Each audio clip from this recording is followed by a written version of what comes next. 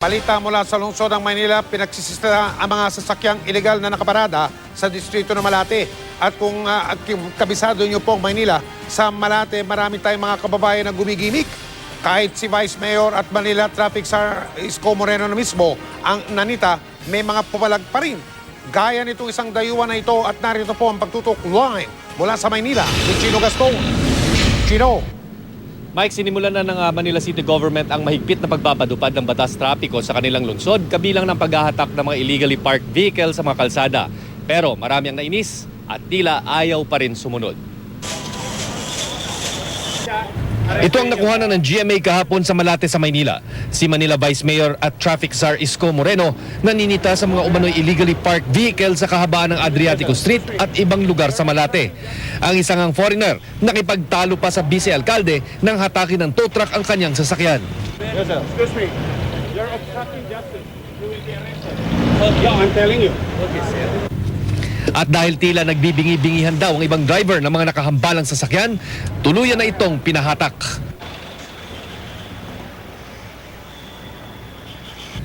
Sikat sa hilera ng mga gimikan ang Malate area, kaya dito naglipa na ang napakaraming sasakyang tahasang nakapark sa mga no parking zone.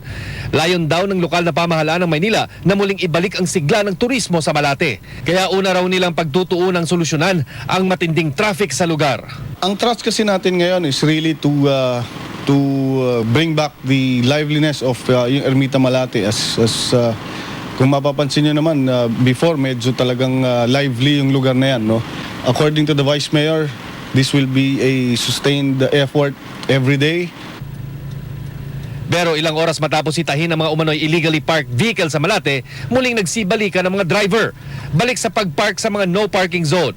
Babala ni Konsehal Zarcal, aaraw-arawin daw nila ang paghahatak ng sasakyan sa Malate hanggang matutong sumunod ang mga driver. Kwento ng isang traffic enforcer dito sa Remedios Circle, di talaga sila nagpapapark sa mga no parking zones at bike lanes. Pero pagdating ng gabi, nagsusulputan ng mga illegal parking attendants at nagpapapark sa mga customer sa mga no parking zones kung kaya nagsisikip ang traffic. Pag sa umaga kasi kaya wala parking dito sa no parking area, sir, kasi nga sinasabihan namin. Ngayon pag wala na po kami, hindi na namin alam kung ano na yung ano nila. Pag na-out na po kami. Kasi kayong duty po namin sa job order namin hanggang 9 lang po kami ng gabi. Mike, isa sa nakikita natin problema dito sa lungsod ng Maynila ay may mga lugar talaga dito sa Manila na sadyang maliliit ang kalsada. Gaya na lamang sa Malate area kung saan marami naman doon sa talaga mga illegally parked vehicles ay pag-aari ng mga customer o di kaya pag-aari ng mga owners ng mga establishmento dahil kulang nga o walang designated parking area sa lugar. Dagdag pa dito yung mga sinasabi nilang barangay officials daw na nagtatalaga ng sarili nilang mga parking attendant para sumingil naman ng parking fee at makalikom ng pondo para sa kanilang mga barangay. Mahirap daw i-monitor ito ayon sa Manila City Hall kung sumusunod nga at ipinapatupad pa rin o ginagalang yung mga no parking zones lalo na tuwing gabi. So kabilang lamang ito sa mga problema pagtutuunan ng pansin ng Manila City Government para matiyak na coordinated at iisa lamang ang takbo ng kanilang kampanya para sugpuin ang traffic sa kanilang lungsod. Mike? Paano ang usapan dyan? Hanggang ganong katagal tatagal yung pagsita-sita dyan sa Luzon, Manila ng mga hindi nakaparada sa tamang lugar? Yung mga nakabalambag dyan, yung mga kung ano-ano dyan, Chino. Baka hanggang ngayon lang yan o ano yan? Matagalan na ba yan, Chino?